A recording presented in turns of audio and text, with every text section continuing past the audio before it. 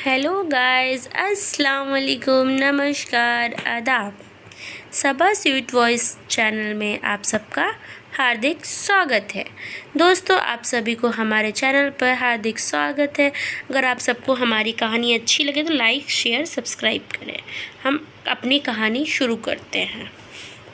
बारात की तैयारी हो रही थी और दीपिका खिड़की से खड़ी अपने ससुराल वाले को देख रही थी। वो उन सब को सामने देखकर हैरान थी, क्योंकि उसे तो उनके आने की कोई उम्मीद ही नहीं थी। आशीष को अपने पिताजी से बात करते देख दीपिका एक पल को तो खुश हुई, मगर दूजे ही पल उसके चेहरे से हंसी गायब हो गई। उसे पिछले 10 दिन से पहले का समय याद आने लगा, जब वो सूटकेस उठाकर अपने भाई की शादी में अकेले आई थी। आशीष ने दीपिका के पापा से पूछा, पापा जी, दीपिका कहाँ है? राजेश जी ने कहा, अरे अंदर ही है, शायद तैयार हो रही है। बारात का समय हो रहा है ना दामाद जी? आशीष ने कहा कि वो अंदर देख कर आता है। उसे अंदर आता देखकर दीपिका ने खुद को शीशे के आड़े खड़ा कर बिजी कर लिया।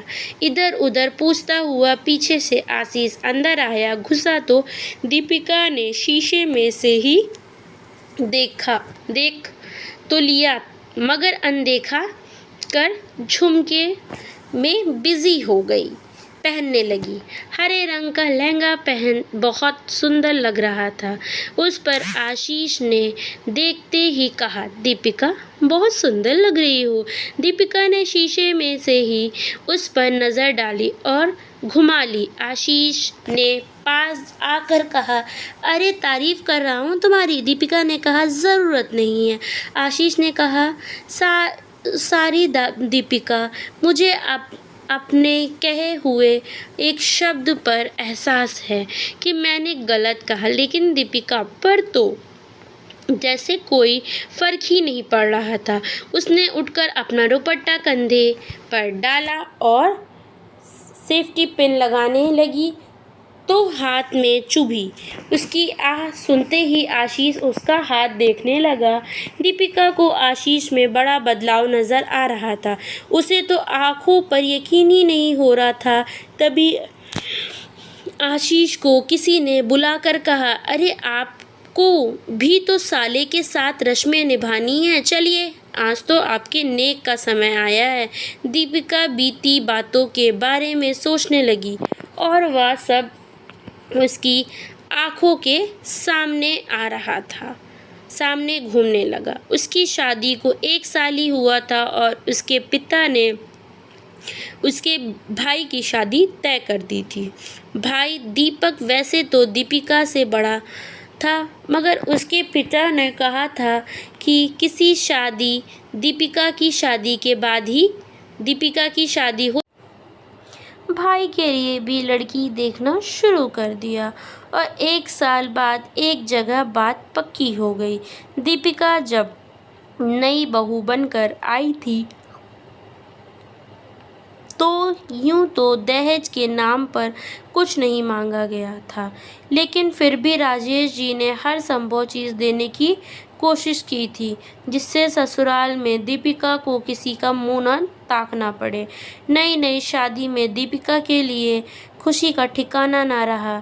जब उसकी कुंवारी ननद का रिश्ता पक्का हो गया, उसने आशीष से कहा, वाह आशीष, अब तो मुझे अपनी सारी ड्रेस फिर से पहनने का मौका वापस मिलेगा, लेकिन फिर भी मैं तो एक नया लहंगा शादी के लिए लूँगी।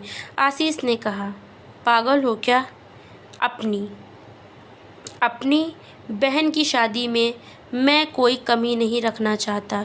तुम्हारे पास सब कुछ है, वही पहन लेना, बल्कि ये सोचो कि तुम अपनी नंद को क्या देने वाली हो। तभी कमरे में आयशा आ गई और तो दीपिका ने कहा, अरे आयशा, बताओ तुम्हें अपनी भाभी से क्या चाहिए? आयशा ने हंसकर कहा, भाभी आप इतनी अच्छी हैं तो और क्या चाहिए। दीपिका ने बार बार कहा तो आयशा ने कहा, भाभी मैं बताऊं तो आप बुरा तो नहीं मानेंगी। दीपिका ने कहा, अरे इकलौती ननद हो तुम हमारी, बुरा क्यों मानेंगे।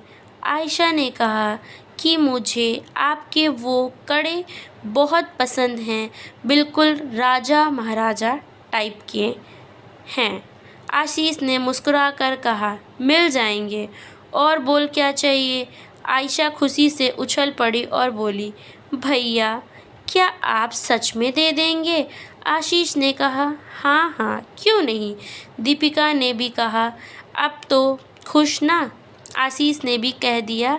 अब तो आयशा कुछ देर बाद कमरे से चली गई। फिर आशीष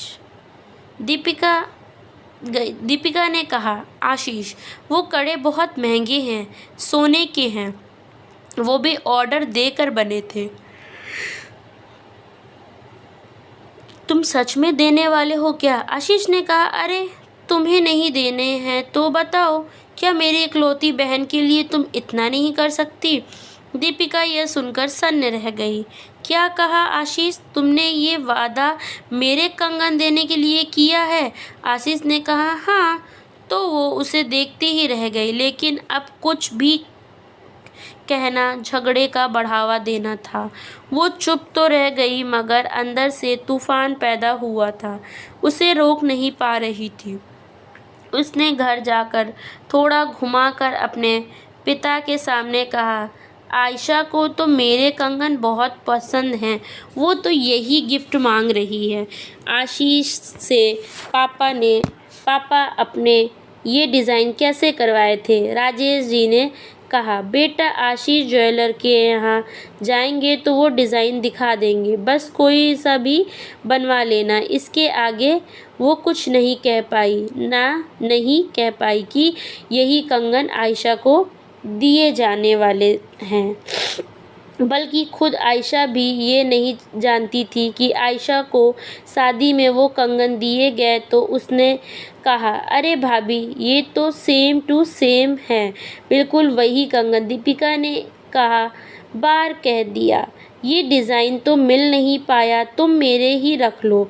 आयशा ने बहुत मना किया मगर आशीष ने कहा, अरे तुम्हारी भाभी इतने प्यार से दे रही हैं तो रखो ना।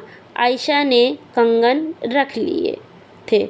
आयशा विदा होकर जा चुकी थी, लेकिन दीपिका के मन में अपने कंगन खो देने का गुब्बारा भरा हुआ था। उसके पिता ने इतने प्यार से दिए थे तो भला कैसे भूल जाती। आयशा की शादी के 1 महीने बाद ही दीपिका के भाई की शादी तय हो गई। उसके पिता किसी दिन भी कार्ड देने के लिए आने वाले थे और एक दिन सुबह ही आ गए। अपने माता पिता को देखते ही दीपिका तुरंत उनके गले लगकर बोली, माँ पापा आपने इतनी सुबह हमें सरप्राइज़ कर दिया। राजेश जी ने कहा, अरे बेटा पहला न्योता तो समधी के घर बनता है, सो पहले उनको कार्ड देने के लिए आ गए। अरे उनको बुलाओ तो सही। दीपिका ने अंदर जाकर बताया तो उसके माँ पापा का नाम सुनते ही दोनों का मुंह बन गया। मन से वो लोग अपने कमरे से निकलकर बाहर आए और दीपिका के पिता आशीष एक कंपनी में सीईओ थे, लेकिन किसी का भी वह व्यवहार उसके मायके वालों के प्रति ठीक नहीं था। दीपिका ये बात समझती थी। उसने जाकर आशीष से कहा, आशीष मम्मी पापा आए हैं, बाहर आ जाओ। तो आशीष ने कहा, इतनी सुबह सुबह कोई कैसे आ सकता है, आज तो मेरी छुट्टी थी, सोचा था देर तक सोऊंगा, लेकिन तुम्हारे घर वाले शायद दिन निकलने का ही इंतज़ार कर रहे थे। दीपिका को यह सुनकर बहुत गुस्सा आया, लेकिन क्या कर सकती थी। उसकी शादी को भी अभी मात्र 10 महीने हुए थे। पापा को कुछ बताकर उन्हें दुखी करना नहीं चाहती थी। वो झूठी मुस्कान रखकर बाहर आ गई और बैठ गई। दीपिका के ससुर जी जैसे ही ड्राइंग रूम में आए तो उन्होंने उसके पापा को देखते कहा, अरे समधी जी, आप बड़ी सुबह सुबह 11 बजे ही आ गए। हम तो संडे के दिन देर तक आराम करते हैं। दीपिका के पापा ने कहा, समधी जी माफ़ कीजिए, हमने आपको इतनी सुबह सुबह परेशान कर दिया, लेकिन दीपक की शादी का कार्ड देना था और पहला कार्ड तो समधी को मतलब आपको देना ही बनता है से आपसे शुरुआत की, अब बाकी सबके यहाँ जाएंगे। अचानक दीपिका के सास ने कहा, वैसे बेटी को शादी के बाद एकदम दूसरी शादी भी बड़े खर्च का विषय होता है, लेकिन आपकी हिम्मत है, फिर से इतना खर्चा उड़ने के तैयार हो गए। आशीष के पापा बीच में ही व्यंग के अंदाज में बोल पड़े, अरे तुम भी हद करती हो, लड़के की शादी में तो मिल रहा होगा, इनको इतना खर्चा थोड़ी होगा। इस बार दीपिका को माँ चुप ना रही और बोली, सही कहा समधी जी, इसलिए आप भी बेटे के बाद बेटी की शादी कर पाए थे। राजेश जी ने अपनी पत्नी स्नेहलता को बोलते हल्के से कोहनी मारी तो वो चुप हो गई। आशीष इस तरह की बातचीत खड़ा सुन रहा था और दीपिका को घूर रहा था। दीपिका के ससुराल वाले तो जैसे उनको नीचा दिखलाने में ही तुले थे। आशीष के पिता बोले, अरे दीपिका, जल्दी से बढ़िया चाय नाश्ता लेकर आओ। उसके जाते ही उन्होंने कहा, अब क्या ना समधी जी, हमारा आशीष तो इतना बड़ा सीईओ है, उसे दहेज की ज़रूरत भी नहीं थी, हमारे पास तो इतना सब कुछ है। स्नेहलता जी ने कहा, हाँ जी सही कहा, फिर भी लड़का वाला कमी कहाँ छोड़ता है, हमने भी यही सोचा था और किया भी था। जैसे ही दीपिका चाय लेकर आई तो सब खामोश हो गए, लेकिन राजेश जी ने उठकर कहा, दीपिका बेटा, समधी जी, अब हम चलते हैं, इजाज़त दीजिए। तो आशीष की माँ ने कहा, हाँ जी, वैसे भी लड़की के ससुराल में चाय पानी तो कोई पीता ही नहीं है। सब ने चाय के लिए कहा, मगर वो लोग बिना कुछ खाए पिए चले गए। रास्ते में ही उन्हें राजेश जी ने स्नेहलता जी से कहा, अरे क्या ज़रूरत है इतना बोलने की, वो बेटी का ससुराल है। स्नेहलता जी ने कहा, आपने देखा नहीं कि वहाँ क्या हो रहा है। राजेश जी ने कहा, देखो मुझे सब पता है, लेकिन कुछ भी ऐसा मत करो जिसका फ़र्क हमारी बेटी पर पड़े। इसके बाद दोनों ने चुप्पी साध ली थी और उधर आशीष ने उनके जाने के बाद चाय उठाते हुए कहा, दीपिका, तुम्हारे माता पिता शादी का कार्ड देने आए थे या हम सबको नीचा दिखाने आए थे? दीपिका सुबह सुबह ये सुनकर हैरान थी। उसने कहा, आशीष जाने दो ना, बड़े आपस में ही तो बात कर रहे थे। आशीष ने कहा, लेकिन मैं अगली बार अपने माँ बाप का अपमान बर्दाश्त नहीं करूँगा। दीपिका कहना तो चाहती थी कि वो अपने माता पिता का अपमान नहीं सहेगी, लेकिन फिर से खामोश रह गई। वो तो बीच में फंस चुकी थी, न तो अपने माँ बाप से कुछ कह सकती थी और न ही आशीष के घर वालों से। फिर आगे दीपिका बोली, दरअसल तो दीपिका के ससुराल वाले केवल व्यवहारिता में ही पीछे नहीं थे, बल्कि वो तो कंजूस भी थे। बहू के घर वालों के सम्मान देने में उनका स्वाभिमान आहत होता था। उन्होंने आशीष में भी कूट कूट कर वही सब भरा था। वो भी उल्टे दीपिका को ही सुनाता था। आशीष के पिता ने कहा, अब लड़के की शादी कर रहे हो तो फिर से हमें भी उपहार मिलने का मौका मिलने वाला है। दीपिका ने अपने ससुर जी की ये बात सुन ली थी। उसने कहा, पापा जी, हम क्यों लेंगे भला, हमें तो वो बहू को मुंह दिखाई देनी है। आशीष कुछ जल्दी से डिसाइड कर लो तो ठीक रहेगा। अभी शादी में 1.5 महीना है, बाकी तब तक सब हो जाएगा। आशीष ने हंसकर कहा, तुम तो ऐसे कह रही हो जैसे मुझे दहेज देना हो, और ये लेन देन का फैसला तो माँ पर ही छोड़ दो। आशीष की माँ बोली, अरे मेरे पास एक बनारसी साड़ी रखी है, वो दे देंगे मुँह दिखाई में। और कैश कितना दे? दीपिका के ससुर जी ने बोला। दीपिका के ससुर जी ने कहा, अरे कैश क्या देना, 2100 रुपये। दीपिका उन सबको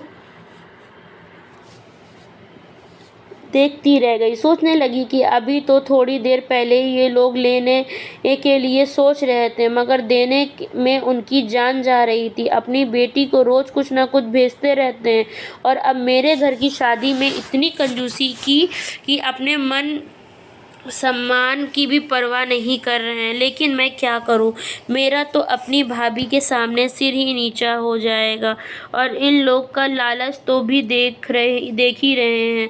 दीपिका मन ही मन जल रही थी, लेकिन कुछ कह नहीं पा रही थी। रात को कमरे में शांति में बैठकर उसने आशीष से बात करना चाहा और कहा, आशीष, क्या माँ का ये फैसला सही है? आशीष ने कहा, गलत क्या है इसमें, ऐसे ही दिया जाता है, और हम तो लड़के वाले हैं, तो हम तुम्हारे माँ बाप अपनी बेटी दामाद से इतना भी कैसे ले लेंगे? दीपिका फटी आंखों से उसे देखती रह गई। जाने जोर से कहा तो क्या देते ही रहेंगे, और तुम लोगों का पेट कभी भरते रहेंगे। आशीष ने उसे जोर से थप्पड़ मारकर कहा, ये मेरा घर है, तुम्हारा मायका नहीं, समझी? शांति भंग मत कर मेरे घर की। दीपिका गुस्से में मुंह फेर कर सो गई, मगर आंसू रह रह कर आ रहे थे। सुबह ही कमरे में आई उसकी सास ने साड़ी दिखाते हुए कहा, दीपिका देखो, ये साड़ी तुम्हारी भाभी के लिए अच्छी रहेगी ना? दीपिका ने साड़ी पर नज़र डाली तो हैरान रह गई। मन में सोचा, अरे ये साड़ी तो उसके घर से ही आई थी।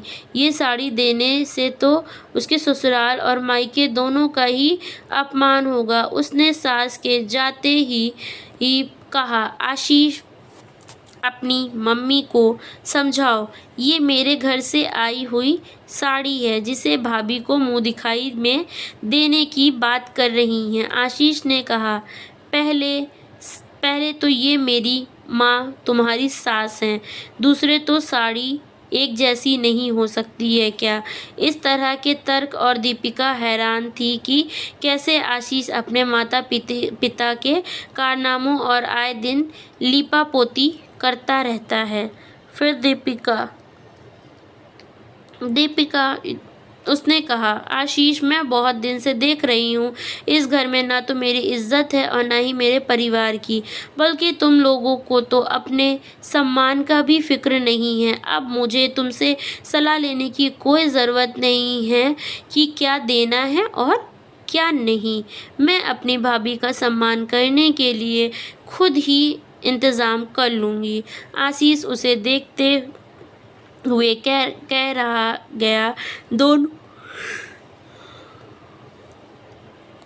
दोनों में इस बात को लेकर बोलचाल बंद हो गई और आशीष बिना खाए ऑफिस चला गया। दीपिका ने दोपहर में सास से कहा, मम्मी जी, माँ का फ़ोन आया है, उन्हें भाभी के लिए काफ़ी शॉपिंग करनी है। मैं साथ में कर रही हूँ, वो तो घर ही बुला रही हैं, मगर यहाँ भी इतने काम हैं, मैं दिन में ही जाकर वापस आ जाऊंगी। दीपिका चली गई और रास्ते में सोच रही थी कि कैसे उसकी सास एक बार भी नहीं कही कि बेटा, तुम जाकर माँ की मदद करो और मैं घर संभाल लूँगी। जा दुनिया में ससुराल वाले बहू से इतना कुछ चाहते हैं, मगर खुद कुछ करने के नाम पर ये नहीं सोचते। तो दीपिका बेहाई को भी हद होती है। उधर उसकी सास ने उसके जाते ही आशीष को फ़ोन करके कहा, आशीष, दीपिका तो सीधे आदेश देकर चली गई, जाने के लिए पूछा तक नहीं। आशीष अजनते हुए गुस्से में भर गया और शाम को आकर बोला, दीपिका तुम चाहती क्या हो? क्या कहीं जाने के लिए तुम्हें मुझसे या मेरी माँ से पूछना भी ज़रूरी नहीं लगता? दीपिका ने कहा, आशीष तुम्हारी मम्मी भी तो वो खुशी से जाने को कह सकती थी। हर वक्त घर में काम, अरे मेरे इकलौते भाई की शादी है। आशीष ने कहा, ऐसे नहीं चलेगा। दीपिका को गुस्सा आ गया और उसने कहा, मेरी मम्मी ने मुझे 1 महीने रहने के लिए बुलाया था ताकि उनकी मदद कर सकूं, लेकिन मैं ही बेवकूफ़ हूँ जो ससुराल का सोचा और नहीं गई। आशीष ने कहा, एक शहर में ही घर है, इसमें जाकर रहने की क्या बात है? दीपिका अपने कमरे में आई और सूटकेस लेकर आ गई। आशीष, मैं जा रही हूँ अपने घर। आशीष, तुम्हारा मन हो तो शादी में आ जाना। आशीष और उसके पिता देखते ही रह गए। जैसे सास जोर से बोली, ये क्या बदतमीजी है? तुम बहू को घर की क्या तमाशा लगा रखा है? 2 दिन से देख रही हूँ। दीपिका ने कहा, मम्मी मैं भी आप सबको शादी के पहले दिन से ही देख रही हूँ। जब आपने कहा था कि सोने के गहने बड़े हल्के बनवाए हैं, ज़रा और भारी होने चाहिए थे। अरे आपको कुछ एहसास भी है कि किन हालातों से गुजरे हैं माँ पापा जब इतना कर पाए? ससुर जी ने गुस्से में कहा, हमने तो कुछ मांगा भी नहीं था, तो ये ताने किसको सुना रही हो? दीपिका ने कहा, पापा जी मुझे याद है जिस दिन मेरा रोका हुआ था उस दिन आपने कहा था कि घर का सामान या जो भी आप देंगे वो तो अपनी लड़की को देंगे, लेकिन सब किसके पास है बताएंगे ज़रा? और आप मांगते कुछ नहीं, लेकिन आपको चाहिए सब कुछ। क्या लड़के वालों को सिर्फ लेना आता है? मेरे भाई की शादी में आपको और कुछ देना चाहिए और आप पास देनी हो तो नहीं, लेकिन अपनी बेटी की शादी में सब कुछ लेकर बड़ी जल्दी रख लिया था। आशीष ने आगे बढ़कर कहा, दीपिका अपनी हद पार कर रही हो। दीपिका ने कहा, मुझे तो हद अपने रोके वाले दिन ही पार करनी चाहिए थी।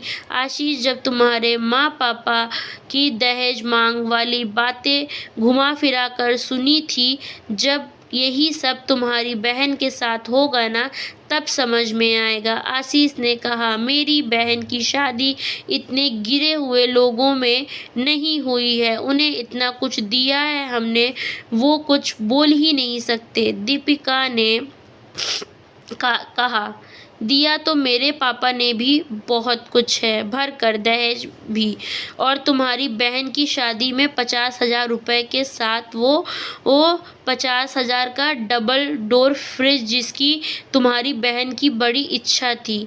और तुमने मेरे पापा से घुमा फिरा कर कहा था, तुम्हारी बहन की इच्छा के लिए तो मैंने अपने कंगन कुर्बान कर दिए, जिसे तुम भूल गए हो। अब मैं जा रही हूँ, मर्जी हो तो शादी में आ जाना,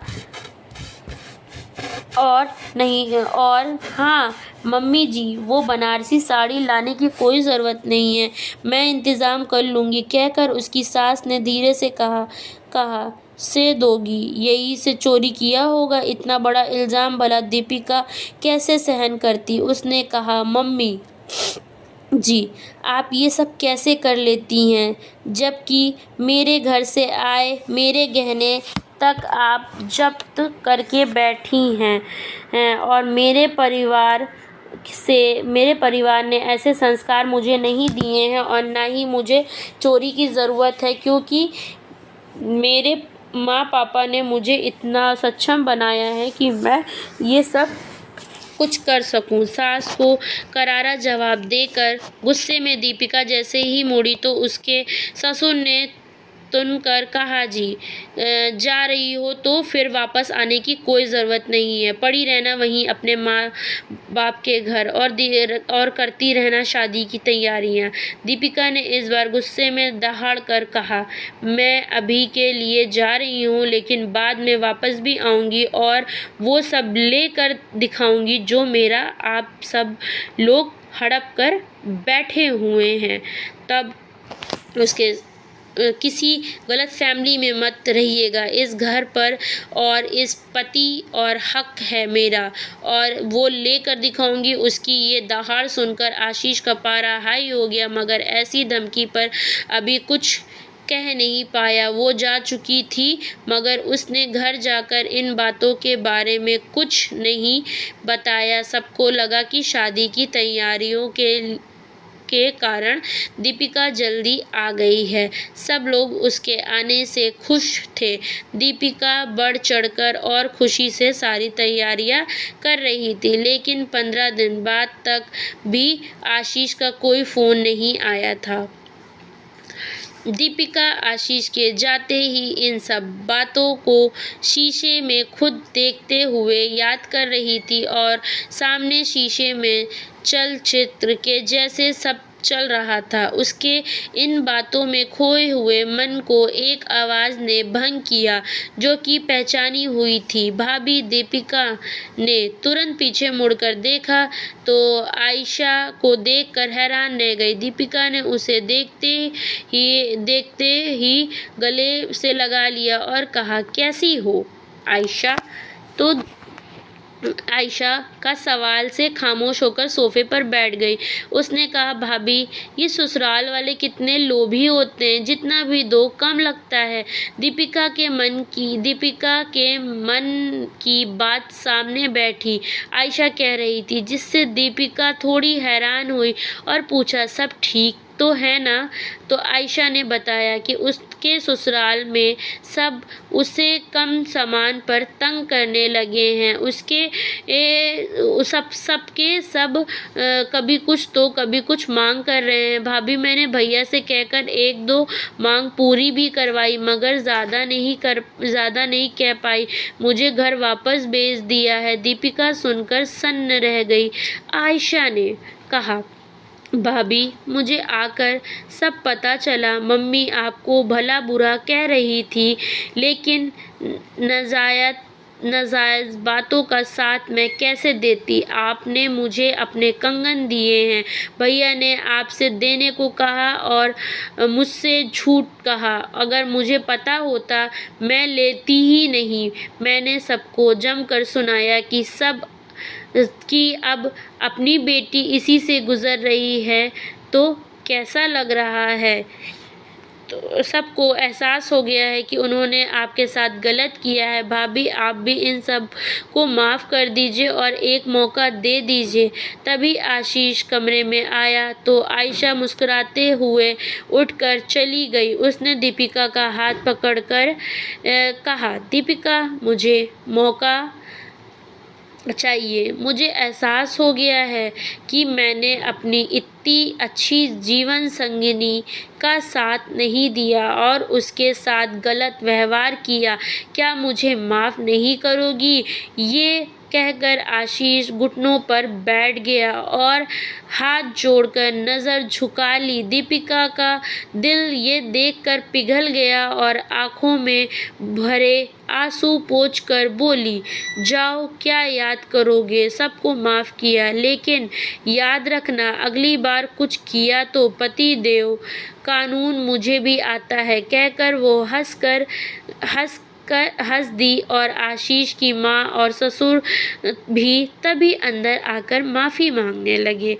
कहा, बहू हमें माफ़ कर दो, लालच ने हमारा दिमाग खराब कर दिया है। और बहुत बुरा भला बोला उन लोगों ने। कहा तुम्हें। दीपिका ने सबको माफ़ किया और सबके पैर छूकर कहा, चलिए अब देर हो रही है, बारात में नाचना भी तो है। सब हंसकर बाहर निकल गए और बारात के लिए तैयारी करने लगे। इसे कहते हैं लालच एक बुरी बला है। Honesty is the best policy. हमें हमेशा ईमानदारी रहनी चाहिए, लालच नहीं करनी चाहिए। प्लीज़ आपको हमारी वीडियो पसंद आए तो इस वीडियो को लाइक करिए, सब्सक्राइब करिए, कमेंट करिए, क्योंकि इस वीडियो को बनाने में बहुत मेहनत लगती है दोस्तों। प्लीज़ हमारे चैनल को सपोर्ट करिए और इसे आगे से आगे बढ़ाइए ताकि हमारा चैनल जल्द से जल्द ग्रो कर सके और हम आपके सामने एक ऐसे ही अच्छी मन भरे कहानी लाकर आपको दुनिया की हकीकत से रूबरू कर सके। धन्यवाद दोस्तों, नमस्कार।